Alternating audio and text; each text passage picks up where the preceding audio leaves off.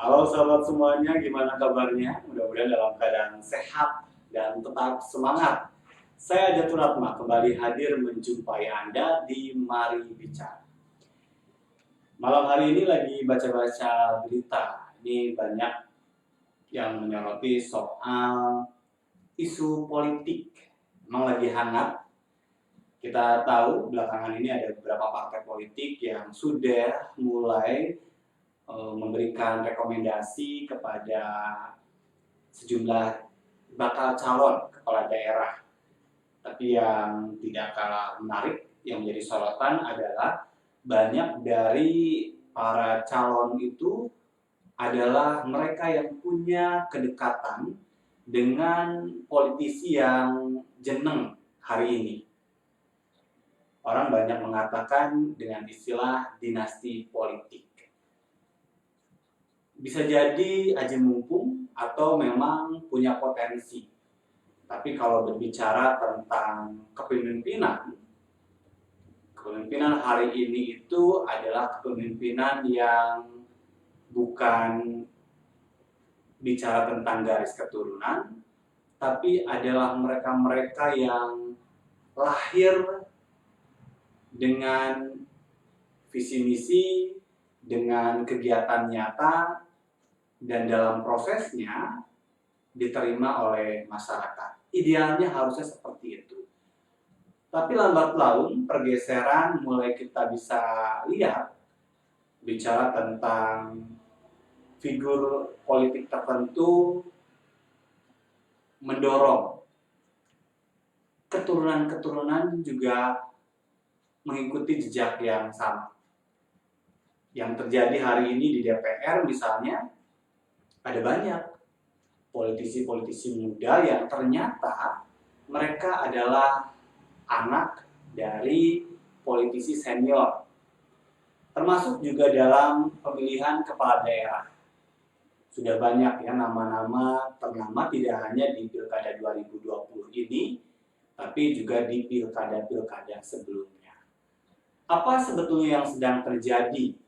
Bicara tentang dinasti politik, kita tentu saja sangat berharap demokrasi yang kita pilih ini tidak melahirkan oligarki, tidak melahirkan pemimpin-pemimpin yang hanya bergelut dalam satu kelompok tertentu saja, atau tadi ada kaitannya dengan hubungan kesejarahan, tapi demokrasi ini benar-benar bisa melahirkan pemimpin-pemimpin berkualitas dari manapun dia berasal. Partai politik sendiri sebagai ujung tombak yang mewarnai proses demokrasi di negeri ini pun harus jujur pada hati nurani untuk bisa melihat berbagai potensi yang ada. Karena ada banyak orang-orang yang sebetulnya diharapkan bisa didorong oleh partai, tapi tidak, karena ya tadi, dia tidak lahir dari keluarga politisi, dan akhirnya yang dikedepankan adalah mereka-mereka yang dekat. Baik sahabat semuanya, Anda punya komentar, silakan. Anda bisa tulis komentar, pertanyaan seperti biasa di kolom yang ada di bawah ini.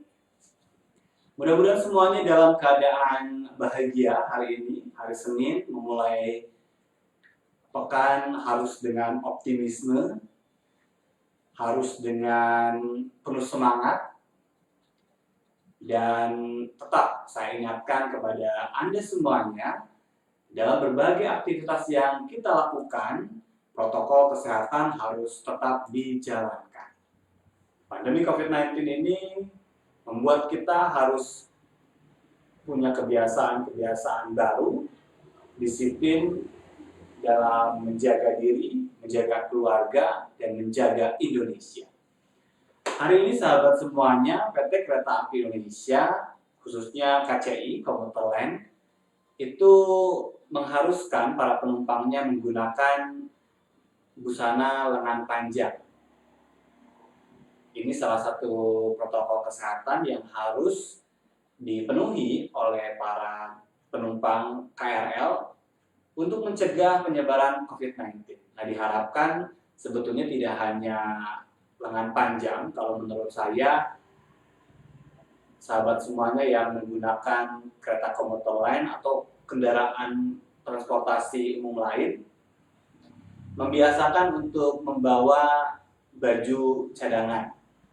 Jadi yang kita gunakan pada saat kita berkegiatan menggunakan transportasi umum dengan busana yang kita kenakan di tempat kerja itu lain. Bisa dengan menggunakan jaket pada saat kita berada di luar, tapi kalau misalnya panas ya, Jakarta ini kan memang udaranya panas, ya berbekal baju 2. Jadi sekarang ini harus lain tuh bawaannya. Saya sering mengatakan makannya bawa dari rumah, kemudian juga ada hand sanitizer, terus juga pakai masker dan bawa masker cadangan, ada cairan disinfektan, tambah lagi ya. Pakaian yang kita gunakan pada saat kita berada di transportasi umum, karena bagaimanapun kegiatan masyarakat yang sudah penuh ini membuat transportasi umum juga penuh. Jaga jarak walaupun memang sudah dikurangi kapasitasnya, ya tetap sulit dilakukan di jam-jam sibuk terutama. Baik sahabat semuanya, semoga kita semuanya bisa melewati pandemi ini dengan mulus. Sekalipun di pekan ini rekor kembali tercipta untuk kasus kematian terbanyak selama pandemi COVID-19 di tanah air. Jadi jumlah kematian selama 24 jam selama pandemi ini terjadi pada hari Minggu. Ini apa artinya? Ya, artinya lagi-lagi kita yuk saling mengingatkan. Saya nggak pernah bosan-bosan untuk menyampaikan hal ini setiap malam untuk kita bersama, sama-sama yuk kita jaga Indonesia ini supaya apa? Supaya berbagai permasalahan sebagai dampak dari pandemi COVID-19 ini bisa satu persatu diselesaikan. Baik sahabat semuanya, nah kalau bicara tentang menyelesaikan dampak dari pandemi COVID-19, ada hal yang menarik yang ingin saya utarakan pada kesempatan malam hari ini di Berita Hari ini.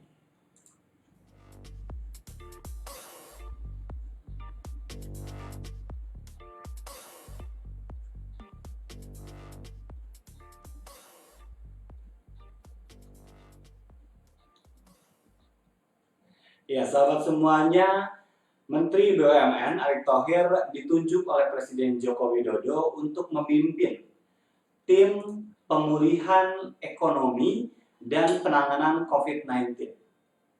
Ini menarik kalau menurut saya. Menariknya apa? Di tengah upaya pemerintah untuk merampingkan birokrasi, kita tahu ada belasan lembaga di luar kementerian yang nanti kabarnya sekarang sedang dikaji akan dilikuidasi atau dihilangkan karena kewenangan-kewenangannya sebetulnya sudah ada di kementerian terkait. Hari ini ada lagi tuh ya yang disebut dengan tim pemulihan ekonomi dan penanganan COVID-19 dipimpin oleh Menteri BUMN Erick Thohir. Apa yang menarik? Kalau menurut saya, ini juga terkait dengan keberadaan dari masing-masing kementerian.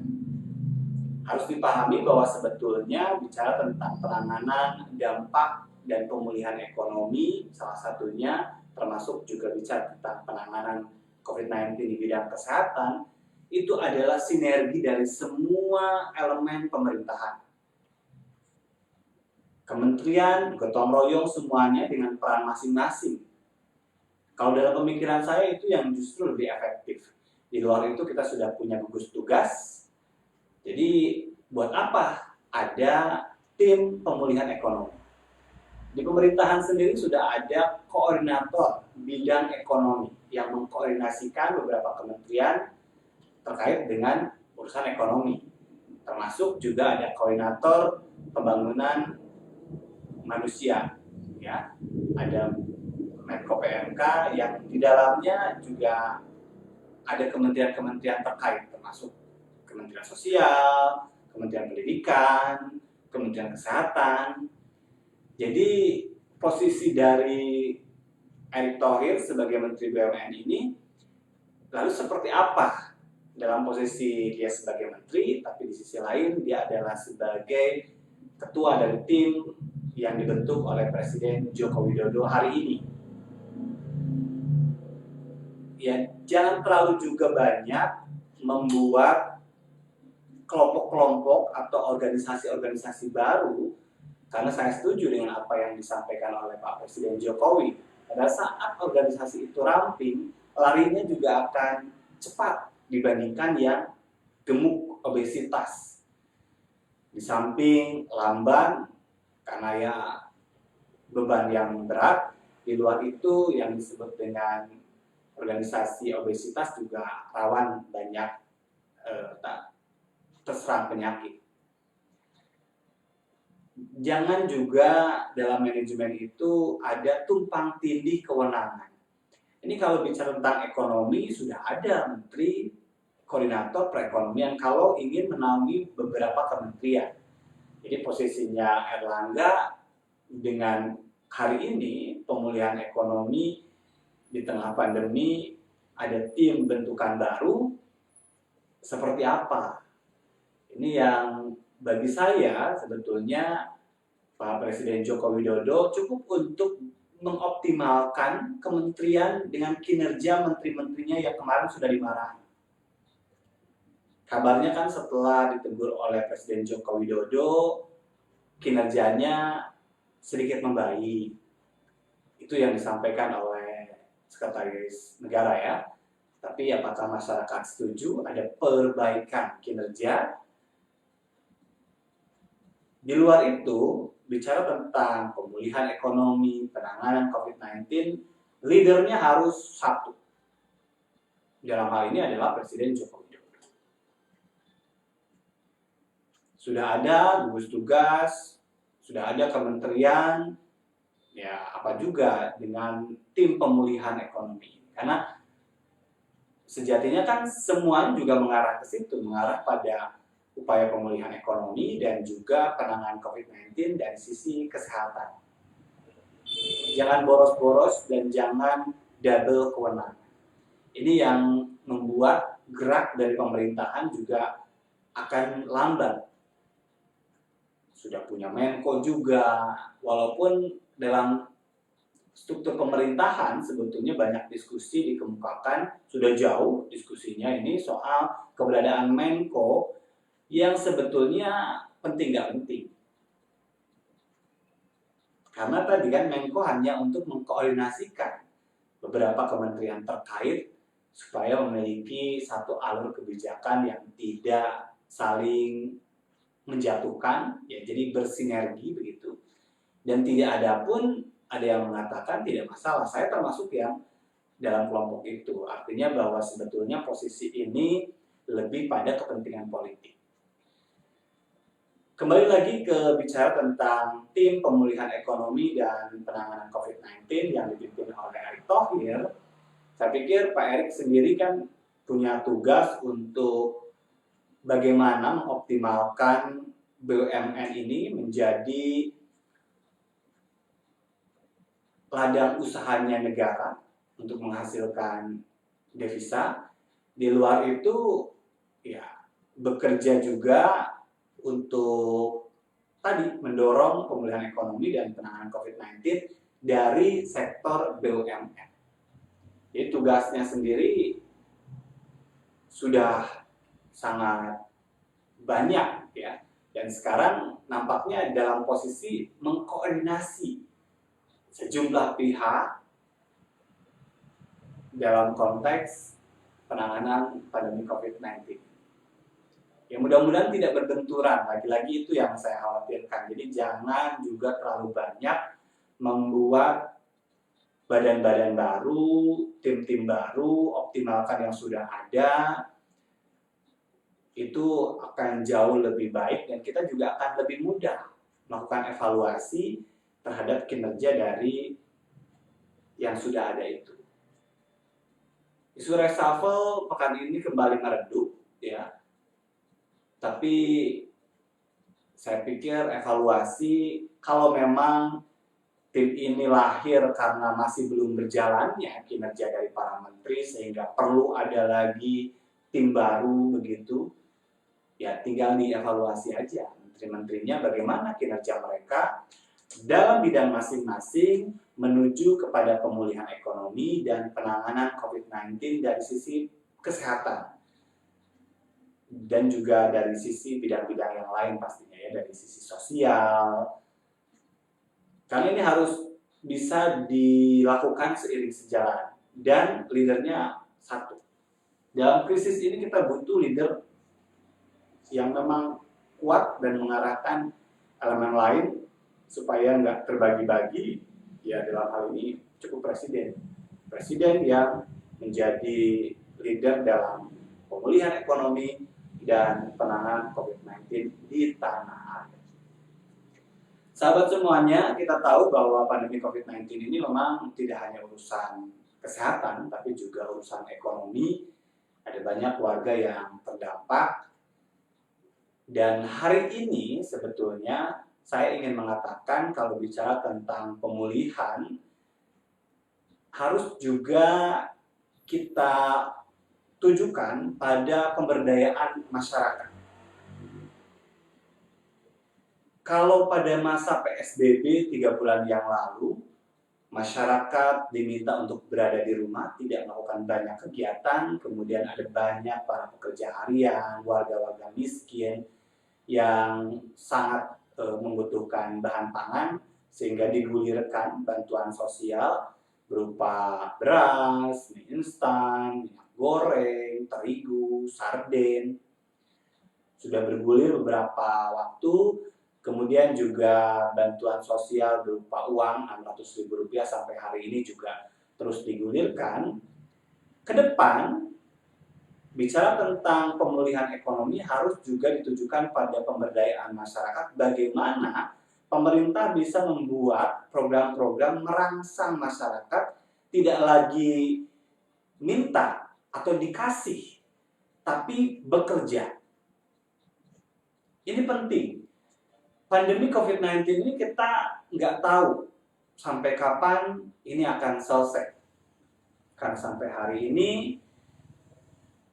jumlah pasiennya sendiri masih terus meningkat, dunia sendiri juga masih terus ya mengalami hal yang sama, lonjakan masih terus terjadi. Jadi masyarakat sekarang ini harus diajak untuk kerja. Semangat bekerja keras untuk bertahan hidup itu perlu untuk didorong. Jadi pemerintah harus lebih banyak melakukan program-program kerja padat karya yang pada saat orang melakukan pekerjaan itu ya orang tercukupi juga kebutuhannya. Jadi tidak sekedar dikasih nih sekarang ini. Jadi kalau saya pikir bantuan sosial berupa ngasih beras, ngasih uang itu cukup. Yang sekarang harus dilakukan adalah mengajak masyarakat yang miskin itu, yang tidak mampu, yang sekarang memang dapat bantuan itu, untuk melakukan usaha dengan berbagai program tentunya ya, baik itu pemberdayaan masyarakat di bidang usaha kecil dan menengah, atau juga memaksa, ini bahasanya harus memaksa. Ini sekarang ini memang kalau diminta kesadaran ya nanti lama prosesnya ya. Jadi memaksa masyarakat, apalagi mereka-mereka yang berada di perkotaan itu untuk melakukan gerakan tani nasional. Dipaksa untuk kembali ke desa menanam. Mau nggak mau, jadi nggak usah lagi ada program ngasih. Karena kalau ngasih, orang nanti sebagian mereka yang berada di garis kemiskinan di Jakarta ini banyak juga dari mereka yang akhirnya malas untuk bekerja. Kita perlu untuk membantu mereka. Sudah pasti negara ini harus hadir untuk mengentaskan kemiskinan, untuk membantu mereka-mereka yang berada di zona paling bawah. Tapi yang kita bantu bukan sekedar ngasih umpan, tapi harus ngasih kailnya untuk mereka berusaha nangkap ikan. Untuk mereka supaya bisa mandiri dengan usahanya. Tidak tangan di bawah. Karena kan kalau bantuan sosial ya sifatnya tadi ngasih gitu kan. Membantu kayak itu membantu. Apalagi kemarin di masa pandemi COVID-19 orang butuh makan. Jadi bantuan pangan baik untuk dilakukan. Kemudian berlanjut ke bantuan uang. Untuk beberapa hal juga memberikan kesempatan bagi warga untuk bisa mengolah uangnya itu sendiri. Tapi butuh pendampingan. Rp600.000 kira-kira bisa dilakukan apa oleh masyarakat miskin itu? Apakah bikin gorengan atau bikin ya dagangan-dagangan kecil gitu yang bisa nanti dijual, digulirkan uangnya. Ini kan perlu program-program nyata yang digerakkan secara nasional oleh pemerintah, oleh berbagai kementerian. Termasuk juga tadi saya sampaikan memaksa masyarakat kembali ke desa menanam. Program pertahanan pangan nasional ini harus menjadi concern jangka menengah. Di tahun ini itu harus kelihatan nyata. Kenapa? Karena pandemi yang kita masih prediksi akan lama ini membuat kita harus benar-benar bersiap dengan kebutuhan pangan kita sendiri. Pada podcast sebelumnya saya mengatakan bahwa yang paling terdampak akibat pandemi ini adalah mereka-mereka yang berada di perkotaan. Sementara untuk warga di desa, betul terdampak, tapi mereka masih bisa makan karena ada tanaman, ada sawah, ada kebun, yang mereka memang kesehariannya melakukan itu. Jadi masih bisa hidup. Betul, misalnya tidak ada uang karena usaha memang tidak terlalu baik sekarang ini, tapi masih bisa bertahan. Yang repot itu kan yang di kota. Yang kerja harian yang kalau udah stop, nggak dikasih kerjaan, nggak ada kesempatan untuk mereka bekerja serabutan itu, ya langsung otomatis dia nggak bisa ngapa-ngapain. Karena sumber pendapatannya hilang. Itu kan yang kemarin dibantu dengan bantuan sosial, ada bantuan presiden, ada dari Kementerian Sosial, ada dari DKI Jakarta. Jadi saya sih berpikir dalam konteks pemulihan ekonomi dan penanganan COVID-19 yang harus disinergikan itu, pemerintah berbagai kementerian itu bergerak bersama-sama untuk membuat program-program padat karya. Semua kementerian UMKM fokus di bidangnya, Kementerian Pemuda dan Olahraga, Kementerian Tenaga Kerja, Kementerian Desa Tertinggal, Pertanian. Jadi semua dengan mengoptimalkan kinerja dari kementerian yang tidak linear, yang tidak biasa-biasa aja. Itu kan keluhan dari Pak Presiden Jokowi adalah kerja dari para pembantunya ini seperti kerja bukan dalam masa pandemi. Tidak ada yang luar biasa. Jadi linear gitu ya, terpaku pada program yang sudah direncanakan pada tahun sebelumnya.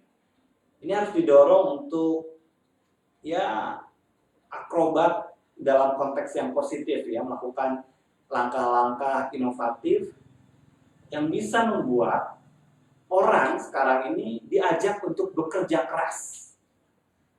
Mari kita bergotong royong bersama menangani COVID-19 ini dan mari kita untuk bekerja keras untuk kita bisa bertahan. Karena semua orang sekarang ini dituntut untuk melakukan itu dari semua level. Kondisi ekonomi yang kurang menguntungkan ini juga berdampak pada mereka yang dalam level pemilik usaha. Berdampak pada mereka yang pada level pekerja. Banyak yang di PHK. Jadi kerja keras itu harus menjadi semangat kita. Kerja keras yang seperti apa? Ya tadi, untuk mereka-mereka yang berada di garis kemiskinan, pemerintah menyiapkan program-program padat karya.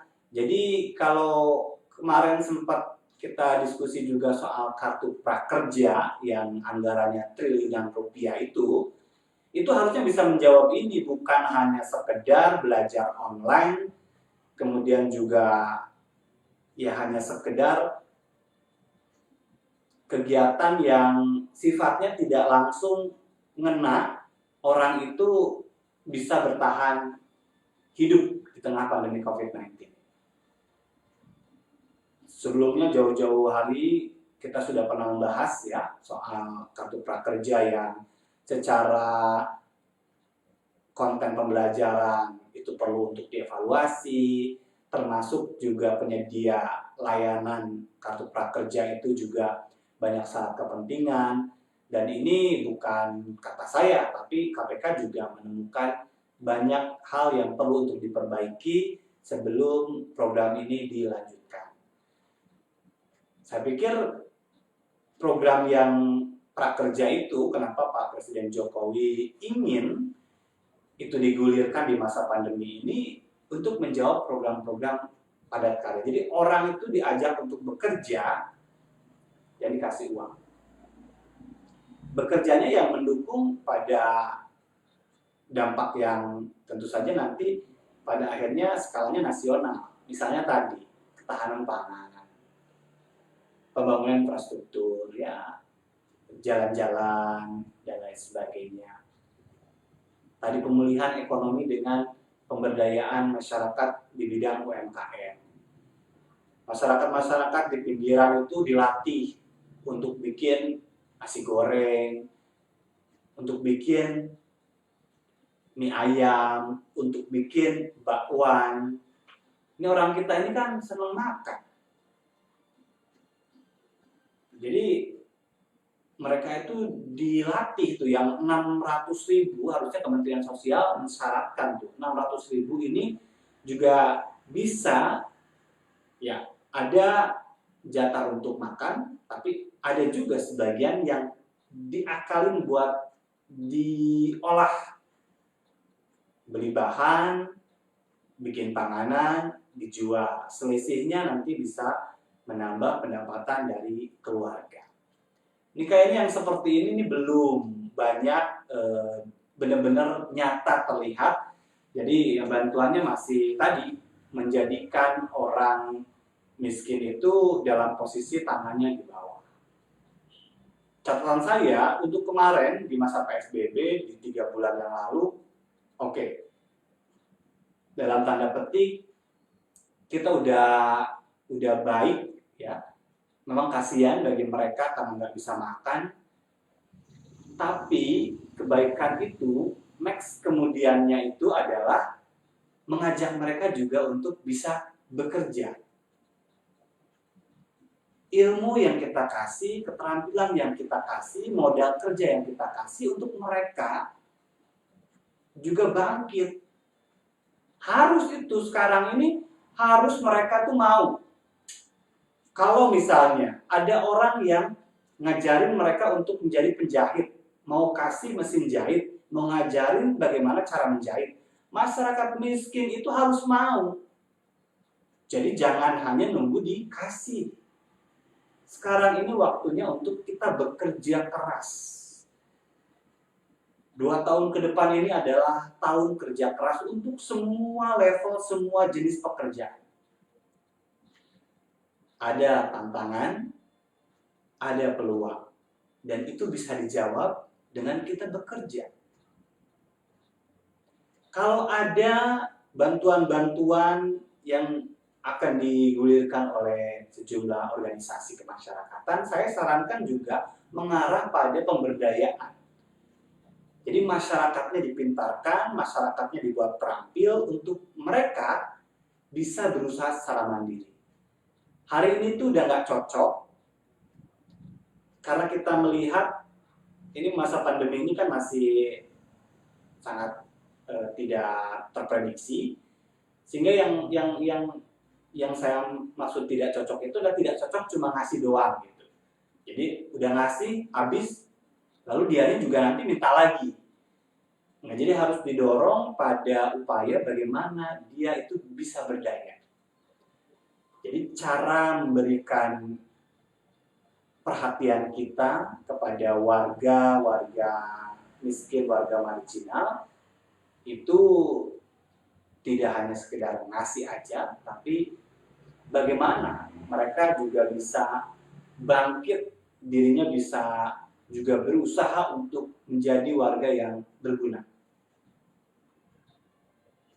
Kementerian, saya pikir harus mengarah ke situ dalam jangka pendek ini, menuju tatanan kenormalan baru ini harus diisi dengan masyarakat yang produktif, yang kreatif.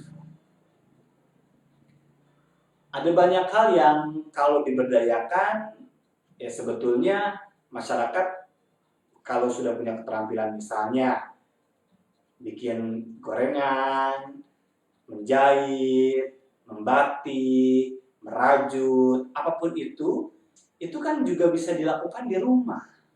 Tanpa harus kita keluar, cari-cari kerjaan, bertemu dengan banyak orang, bikin kerumunan.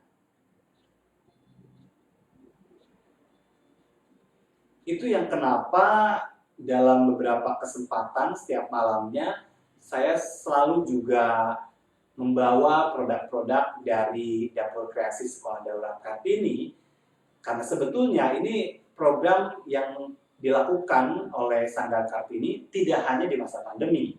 Sudah dari 30 tahun lalu, Sekolah Darurat Kartini konsisten melakukan itu. Jadi tidak hanya sekedar ngasih, ngebantu warga miskin, tapi berusaha untuk mengajak mereka juga berdaya dengan diri mereka sendiri. Karena ada banyak warga miskin itu yang malas, karena udah biasa dikasihani. Tapi di SDK itu diajak semua siswa, orang tua, kamu bisa apa, kita dukung. Kita latih, kita ajari sampai terampil, kita modali sampai dia mandiri. Kalau gelagatnya udah pengen terus dikasih, itu nggak masuk tuh di murid SDK. Makanya kelihatan ratusan anak di Sekolah Darurat Kartini ini terampil berbagai hal. Termasuk ini adalah produk-produk yang memang dijual ya dari Dapur Kreasi Sekolah Darurat Kartini ini macam-macam kue ya. Kemudian juga minuman. Kalau yang ini bukan, ya ini adalah minuman dari Ikumi dan Ikupi. Terima kasih atas dukungannya. Ini adalah minuman jamu, cocok banget untuk menambah imunitas. Ya, jadi sekarang ini kan kita disarankan untuk banyak minuman herbal, rempah-rempah, ya, empon-empon. Nah ini, ya, Ikumi Ikupi salah satu minuman yang bisa Anda dapatkan. Anda bisa cari saja, ya, alamatnya di mana, nanti hubungan langsung sama Ikumi Ikupi Kitchen. Terima kasih sudah mendukung acara ini. Ini bukan SDK ya, tapi yang saya maksud SDK ini, kemudian juga peyek, kue, ya, ada banyak.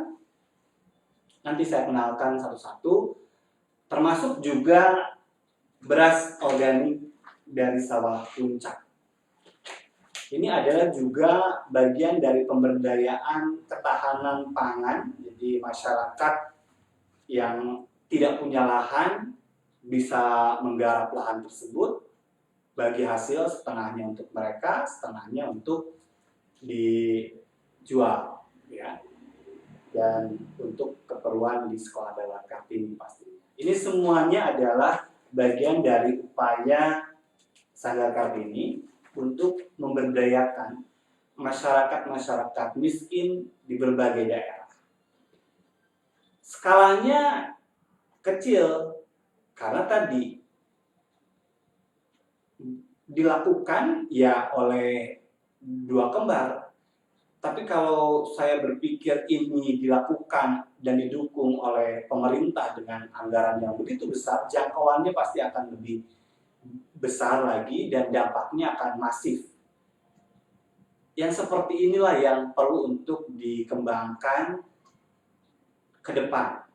Kita isi new normal ini dengan produktivitas, dengan kreativitas, dengan kerja keras.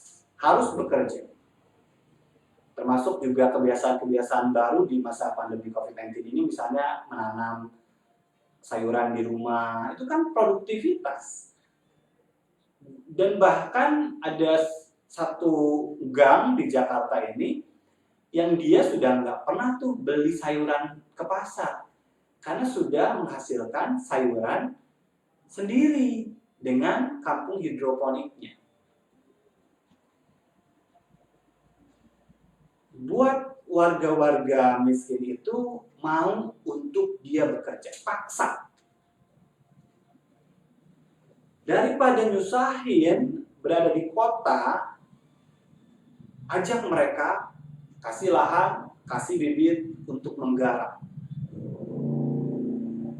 Tentu juga dia butuh keterampilan ya didampingi. Karena kalau bertahan terus di kota dengan ketidakpastian, akan banyak nanti menimbulkan masalah sosial, termasuk juga kriminalitas. Ini Anda juga harus makin waspada, sahabat semuanya. Ini banyak sekarang ini video-video viral berkaitan dengan kriminalitas yang terjadi, mulai dari pencopetan, begal, kemudian pencurian tas di restoran, yang tidak hanya dilakukan oleh satu orang. Ini komplotan. Jadi kalau saya ngebayangin, kalau komplotan ini kan ada banyak orang dengan satu pemikiran jahat yang sama. Tapi secara penampilan, mereka itu ya mampu untuk tampil seperti kebanyakan orang. Kalau dulu kan penjahat itu ketahuan gitu ya. Misalnya wajahnya itu garang, penampilannya itu kusam gitu. Tapi kalau sekarang tuh enggak. Nah, itu yang harus kita waspadai, termasuk juga Anda saat berkegiatan dengan handphone. Ini kebanyakan kejahatan jalanan terjadi hanya gara-gara handphone. Saya sarankan untuk Anda, kalau lagi di pinggir jalan, itu tidak pegang handphone. Simpan aja handphonenya di tas, ya, atau disakuin, itu jauh lebih aman. Kalau Anda mau memesan layanan pesan ojek daring, lakukan itu di tempat yang aman terlebih dahulu, kontak-kontakan. Kalau sudah firm gitu, sudah ada titik lokasi bertemu, baru Anda temui. Tidak nunggu nelpon-nelpon di pinggir jalan. Ini banyak sekali kejadian. Ya, kalau handphonenya aja yang hilang masih bisa diganti ya, namanya juga barang. Tapi kalau nyawa, nah ini ya. Kadang dari hal yang kecil orang itu banyak nekatnya di tengah kondisi ekonomi yang sulit, dengan keahlian yang sedikit, tidak ada upaya pemberdayaan, membuat orang juga tadi melakukan tindakan-tindakan kriminal. Yuk kita waspada juga, kita juga sangat berharap ya kepolisian bisa melakukan patroli secara rutin setiap malam juga ya, supaya memberikan rasa aman kepada masyarakat. Di luar itu, terutama para perempuan harus lebih waspada lagi. Bagi mereka-mereka yang sering pulang larut malam, pastikan harus bersama dengan teman. Ya, kejahatan itu ada tidak hanya karena ada niat, tapi juga ada karena kesempatan. Waspadalah, waspadalah. Itu Itu ya yang harus kita sama-sama kecamkan. Ini kita bisa lihat di media sosial itu banyak kejahatan-kejahatan yang viral, dan karena viral itu juga kita apresiasi juga pihak kepolisian sangat cepat ya untuk melakukan tindakan-tindakan menangkap dan mengadili para pelakunya.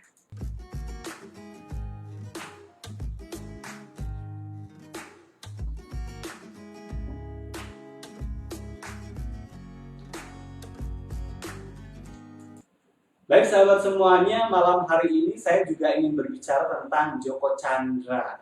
Ini adalah berita yang hari ini banyak naik di berbagai media. Karena hari ini sebetulnya dijadwalkan sidang PK untuk kedua kalinya. Buronan Joko Chandra ini harusnya bisa hadir dalam sidang yang dia ajukan sendiri, peninjauan kembali. Tapi ditunda karena tidak hadir ya, buronan gitu, masa dia sekonyong-konyong mau menyerahkan diri udah sekian tahun menghilang gitu. Karena kalau hadir itu udah pasti harus ditangkap oleh Kejaksaan Agung, orang buronan. Tapi yang menariknya adalah dalam posisi buron orang masih bisa ngajuin PK.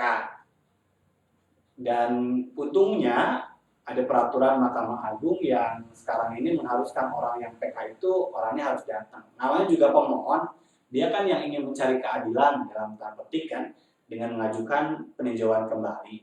Harusnya kan ada etikat baik untuk hadir. Saya setuju tentang itu ya, dan ini juga mengharuskan Joko Chandra kalau PK-nya ini diadili itu harus hadir. Tapi kalau saya ngelihat gelagatnya sudah 2 kali kayak gini, dan dalam posisi dia adalah buron, ya sudah aja dihapus aja gitu kan PK-nya, tanpa harus juga dilanjutkan capek-capek juga gitu kan. Walaupun mungkin ya rasa keadilan untuk yang bersangkutan tidak terpenuhi, tapi itikat baik juga nggak ditunjukin gitu.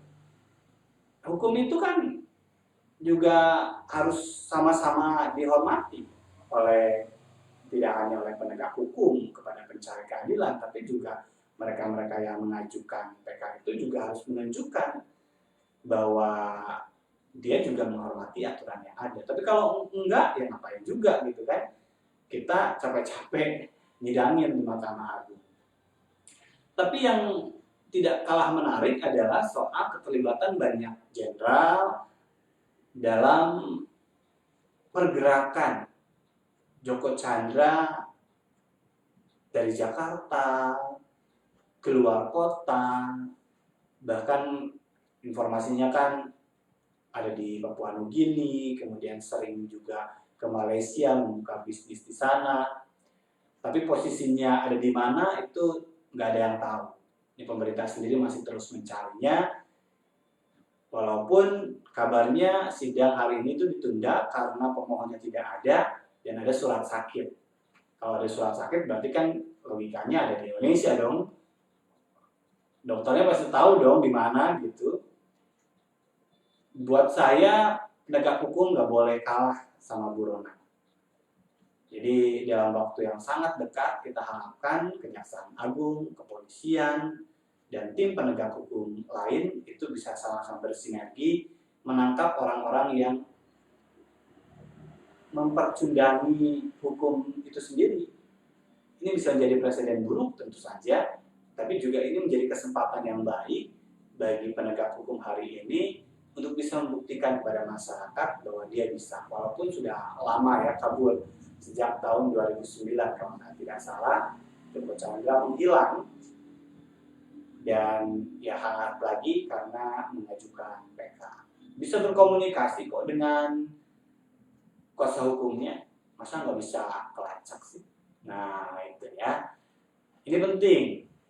Di sisi lain, Polri sendiri masih terus melakukan pengusutan atas adanya surat jalan yang ditandatangani oleh oknum jenderal Ya, ada 3 jenderal harus dicopot dari jabatannya dan sekarang sedang menghadapi proses hukum internal Polri. Kabarnya yang terbaru yang disampaikan oleh Mabes Polri itu, Brigjen yang sudah dipecat dari jabatannya itu pernah satu pesawat sama Joko Chandra. Dan saya berharap ini diusut sampai tuntas, ya mengalirnya kemana, ya cari aja terus alirannya, supaya nggak ada tuh banyak oknum-oknum yang ingin memperkaya diri sendiri dan juga mengkhianati institusi penegak hukum, masih diberikan kesempatan untuk bertugas dalam posisi yang luar biasa, ya namanya juga jenderal, orang susah untuk bisa mendapatkannya. Tapi yang kayak gitu ya memang harus dihilangkan karena ada banyak putra-putri terbaik lain yang bisa menggantikannya. Jadi kalau bicara tentang PK-nya sendiri, karena udah 2 kali, ya ditolak aja gitu kan. Dan minta dia untuk mempertanggungjawabkan perbuatannya. Termasuk juga tidak kooperatifnya yang bersangkutan karena menghilang, nyusahin orang kan. Di sisi lain, kita sangat berharap penegakan hukum ini memang salah satu kunci untuk juga berdampak pada banyak hal, termasuk kepercayaan publik terhadap pemerintah.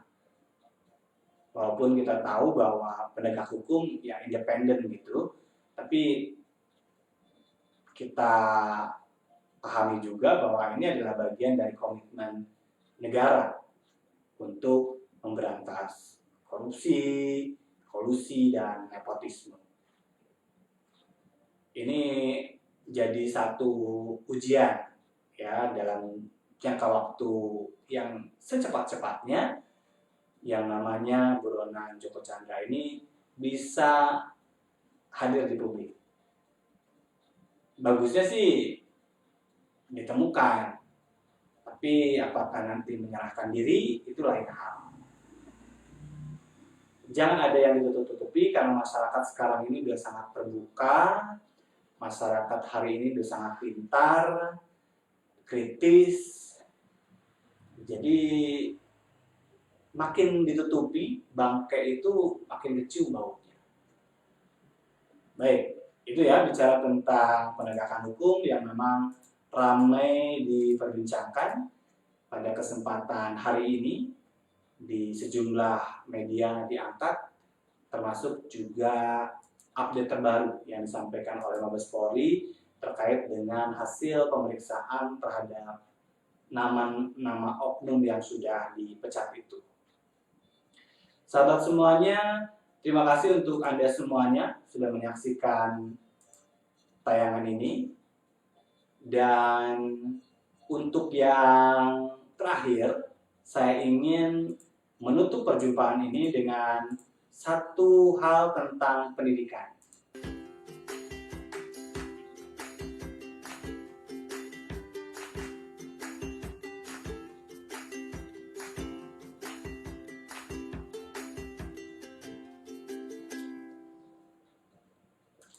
Sering saya mengatakan bahwa pemerintah harusnya bisa membantu anak-anak warga miskin yang tidak berkesempatan sekolah di negeri, tapi terpaksa harus bersekolah di swasta.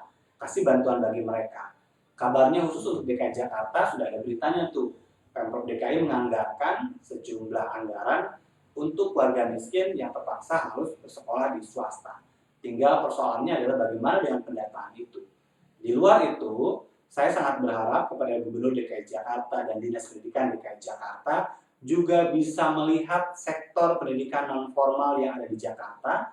Ada banyak lembaga-lembaga yang menghidupkan pendidikan di tengah masyarakat. Adalah lembaga-lembaga pendidikan non formal, di mana di situ juga anak-anak Indonesia, warga yang tinggal di Jakarta, yang juga harus bisa mendapat perhatian. Jadi kalau sudah tadi PR-nya bisa diselesaikan, bicara tentang anak-anak warga miskin didata dengan sebaik mungkin yang masuk ke swasta untuk bisa diringankan bantuannya. Di luar itu masih ada juga persoalan lain terkait dengan keberadaan anak-anak yang juga harus dibantu, warga miskin kota, mereka yang selama ini menjadi peserta dari banyak lembaga pendidikan non formal. Itu untuk Jakarta, ada progres dari apa yang sering saya sampaikan. Tapi di luar Jakarta bagaimana? Ini juga harus sama ya. Jadi pemerintah daerah masing-masing untuk juga sama, bisa melakukan hal yang sama, karena ya persoalan hari ini ya hampir sama semuanya. Jadi di tengah kondisi ekonomi yang sangat sulit, jangan masyarakat juga dibuat sulit. Pemerintah harus juga bisa melakukan pengawasan terhadap aktivitas persekolahan, karena yang saya dengar tidak hanya swasta ini ya, negeri sekalipun yang sudah ada bantuan operasional sekolah, kemudian juga bantuan program-program yang lain, ternyata masih juga melakukan pungutan. Dalam artian masih ada biaya soal seragam yang harus ditanggung oleh peserta didik. Wali murid yang dalam kondisi ekonomi sulit ya mengeluh tentang hal ini. Ini pengawasan dan juga sebisa mungkin harusnya diperingati ya kepala sekolah yang dalam prakteknya melakukan hal tersebut, karena kalau buat saya seragam itu tidak harus dipaksakan untuk beli di sekolah. Mereka yang nggak punya itu masih bisa kok pakai seragam bekas kakaknya, atau ada tetangganya yang udah lulus masih layak pakai, kan ada bisa dikasih sama yang tidak mampu begitu. Jadi nggak usah orang dipaksa untuk beli bahkan dengan harga-harga yang mahal. Ada seragam olahraga sekarang itu kebanyakan sekolah-sekolah tuh hampir sama tipe-tipenya. Terus juga batik, terus juga pramuka, terus juga baju muslim ya, koko atau apa, baju panjang kalau untuk perempuan ini hampir sama, dan itu biasanya di drop harus beli dari sekolah. Yang seperti itu please lah gitu. Ini kan sekolah aja masih di rumah gitu. Jadi jangan juga dibuat yang macem-macem, dan saya pikir perlu juga membuat sebuah posko untuk warga itu bisa mengadu dan di follow up tuh ya. Jadi masukan-masukan yang disampaikan oleh masyarakat itu oleh pemerintah daerah bisa langsung ditindaklanjuti. Intinya adalah hari ini itu semua kebijakan, semua langkah-langkah yang kita lakukan harus pro terhadap masyarakat yang sulit secara ekonomi, terutama dalam layanan pendidikan. Karena kalau bicara juga tentang pendidikan hari ini, ya kita tahu bahwa pendidikan jarak jauh yang jadi program pemerintah masih memiliki sejumlah masalah, misalnya saja soal keterbatasan jaringan, kepemilikan perangkat, baik itu laptop, handphone dari peserta didik, terutama juga yang ada di daerah-daerah, ya, pun juga terkait dengan kemampuan adaptasi dari siswa dan juga orang tua siswa, termasuk juga para pengajarnya terhadap teknologi. Ini adalah beberapa kendala di PJJ tahun ajaran baru ini. Tidak semua guru memiliki kemampuan beradaptasi secara cepat terhadap proses ini. Jadi guru dan anak didik ya kita harus akui masih banyak keterbatasan. Di luar itu bicara tentang COVID-19 ini masih akan panjang. Lalu apa yang bisa kita jaminkan bahwa proses pendidikan yang kita lakukan ini benar-benar membuat anak-anak Indonesia itu pintar, bahagia? Apa? Ini harus dikonkretkan. Jangan sampai saya pernah mengatakan ancaman nyata dari tidak efektifnya keberlangsungan ini dengan pengawasan yang lemah, lost generation. Ada generasi-generasi sekarang ini yang tidak terlayani pendidikan secara optimal, membuat pengetahuan mereka juga menjadi rendah. Itu yang kita tidak harapkan terjadi. Sebelum itu muncul sebagai persoalan besar dari bangsa ini dalam membangun sumber daya manusia, pemerintah harus benar-benar kerja keras, melakukan upaya yang sangat nyata, memastikan PJJ yang digelar secara serentak ini dengan berbagai permodelannya itu benar-benar berjalan berkualitas, bukan hanya sekedar berjalan saja, tapi mutunya itu juga jadi pertaruhan. Terima kasih sahabat semuanya, Anda sudah menyaksikan podcast ini selama kurang lebih 1 jam, dan saya tutup malam hari ini dengan quotes. Ini dia kata-kata mutiara, kata-kata penuh makna.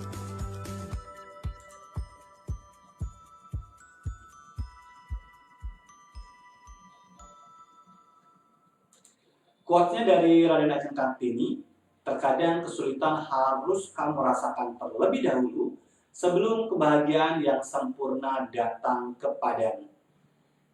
Quotes ini sangat cocok sekali dengan apa yang kita sampaikan hari ini, bahwa kita harus membangun semangat kerja keras untuk kita bisa bertahan di tengah pandemi COVID-19 ini yang belum pasti kapan akan usai. Jadi kita memang harus menghadapi kesulitan, tapi kesulitan itu yang akan membawa kita pada kebahagiaan di masa yang akan datang. Sekali lagi saya ucapkan terima kasih untuk Anda semuanya, sehat selalu, salam saya untuk keluarga, dan besok kita masih akan ketemu ya seperti biasa jam 20.30 waktu Indonesia bagian Barat. Kita bersama-sama di Mari Bicara. Selamat malam dan sampai jumpa.